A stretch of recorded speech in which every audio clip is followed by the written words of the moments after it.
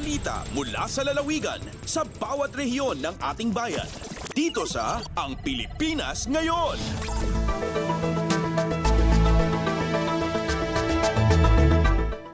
Dumako na tayo sa ating regional news. Unahin natin ang mga balita mula sa rehiyon ng Luzon. Mula sa Dagupan, pagpapalakas ng science and technology intervention sa mga pamayanan ng Pangasinan, tinututukan ng Department of Science and Technology o DOST. Ang detalye ng balitang ito mula kay Ricky Kasipit. Duamplutan limaran barangay dyan nanduruman parte yaluyag ya Pangasinan so akawat yan nanduruman interbensyon dyan panamaglaya Community Empowerment through Science and Technology o CEST program ya Department of Science and Technology o DOST Regional Office 1 sa gagala na programa na CEST at say mangiter yan nanduruman solusyon dyan sa problema ay komunidad ya akabasid siyensya tan teknolohiya arumad sa interbensyon ya inawit ya programa at mikokonekta at food and nutrition malinis ya tanum, dunong at edukasyon, ekonomiya, negosyo ya makaligwas tan panagbawas at piligroan na kalamidad o dino pananguma at klima sa kayid sa interbensyon. Inaidan niya DOST dyan panamaglaya programa ng CST at say Ani-Ani di Sur and Riverside Irrigators Association yan ng Lapud Bali ya Umingan Pangasinana. Sa asosasyon sa naidan na panangipasal tan kagawaan at panggaway squash noodle asay total abili na satan at 148,000 pesos. Sarata na proyekto so nibagan makilitneg na dalan para sa malit a komunidad ni Romni Akawat Mutlaya dumaruman interbensyon irebali ya Agno Aguilar Bautista Mapandan Umingan Bulinawa tan Dagupan City. Manlalapod dyan RP Dagupan City Pangasinan aya si Ricky Kasipit para sa Radyo Pilipinas World Service. Balita mula sa lalawigan sa bawat rehiyon ng ating bayan. Dito sa Ang Pilipinas Ngayon. Maraming salamat, Ricky. Yan ang ulat mula sa Dagupan. Samantala, dumako naman tayo sa Bontoc.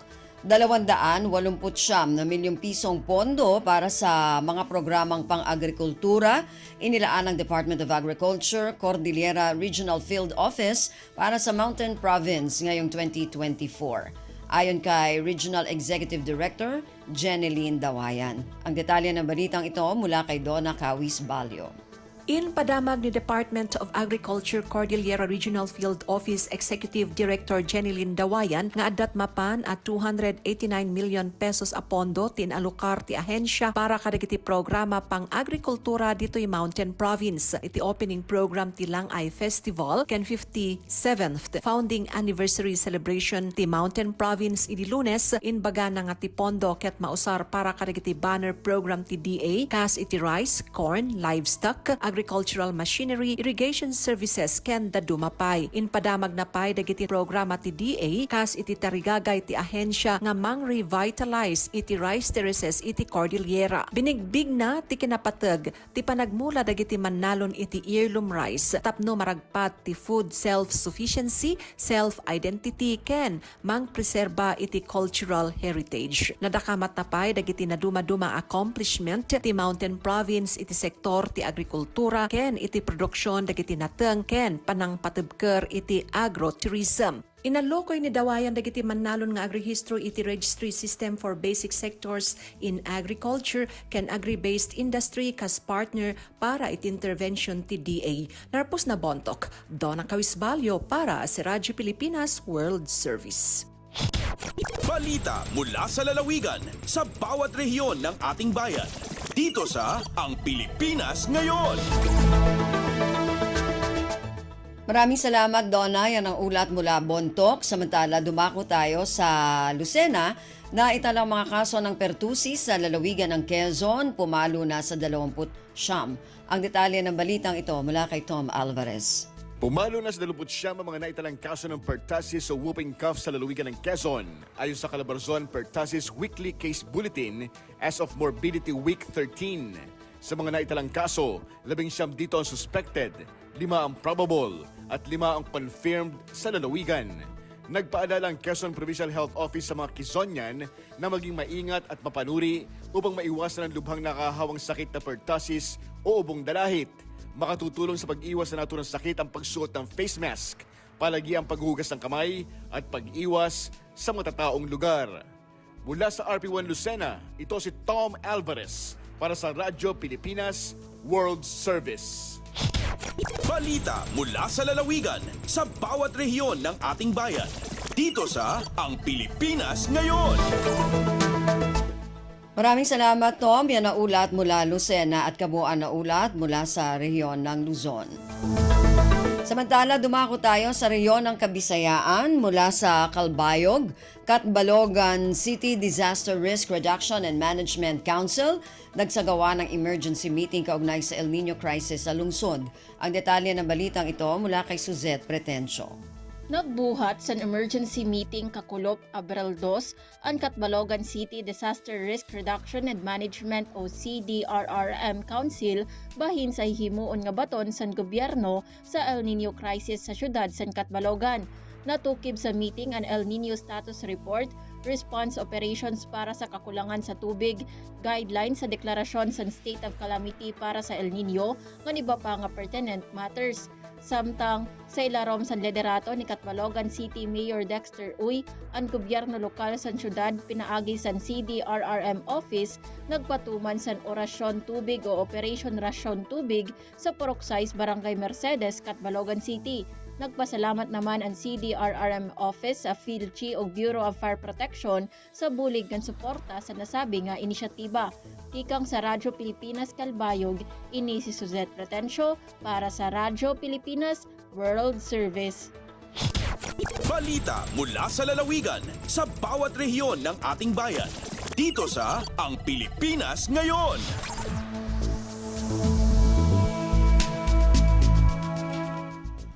Maraming salamat, Suzette. Yan ang ulat mula sa Calbayog at kabuuan na ulat mula sa rehiyon ng Kabisayaan. Samantala, dumako naman tayo sa rehiyon ng Mindanao mula sa Tandag. Department of Environment and Natural Resources, Surigao del Sur, nakikiisa sa pagdiriwang ng Earth Month ngayong buwan ng Abril. Ang detalye ng balitang ito mula kay Raymond Aplaya. Miduyog ang Department of Environment and Natural Resources o DNR Surigao del Sur sa pagsilibrar ng bulan sa Abril sa Earth Month. Sa pagiginabi sa Radyo Pilipinas Tandag, gipasabot ni Pedro Adelfo Amay Luengas Jr., ang hepe sa mangbuhatan, nga maong kasaulugan nagsubikad sa Presidential Proclamation No. 1482 nga gipirmahan kaniadto ni Kanghi Pangulong Gloria Macapagal Arroyo. Gawas niini napirmahan usab ang Presidential Proclamation No. 1481 nga nagdeklara matag Abril 22 isip Earth Day. Sumala pa nga tumong niini aron nga mapatasan ang kahibalo sa katawhan kalabot sa pagproteher sa kinaiyahan. Sigon niini nga dinhi sa probinsya aduna sila ipaygayon nga mga aktibidad susama sa coastal cleanup, tree planting o guban pa. Apan ila pa unang gihulatan ang opisyal nga direktiba gikan sa ilang regional ug central office kalabot sa maong kasaulugan. Gikan sa Radyo Pilipinas Tandag, kini si Raymond Aplaya alang sa Radyo Pilipinas World Service. Balita mula sa lalawigan sa bawat rehiyon ng ating bayan. Dito sa Ang Pilipinas Ngayon.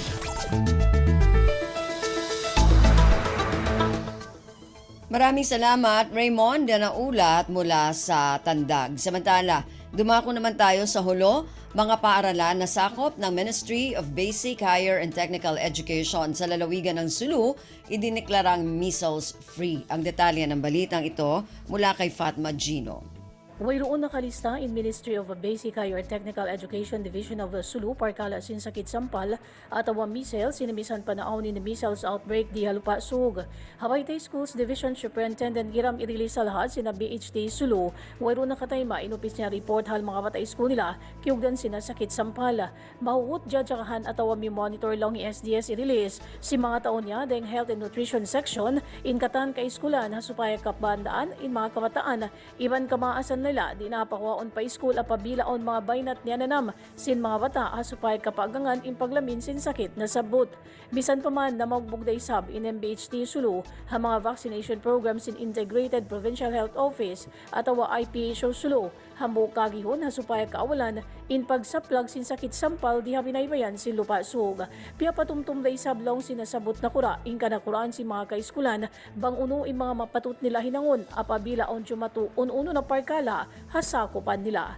Dahil ha RP Holo ini Fatma Adilicino para ha Radyo Pilipinas World Service. Balita mula sa lalawigan sa bawat rehiyon ng ating bayan.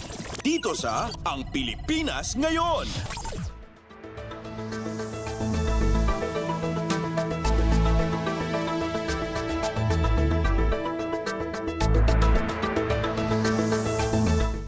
Maraming salamat, Fatma. Yan ang ulat mula Hulo at kabuuan na ulat mula sa rehiyon ng Mindanao. At narinig po ninyo ating regional news para sa araw na ito, kalipunan ng mga balita mula sa iba't ibang rehiyon at lalawigan dito sa Pilipinas.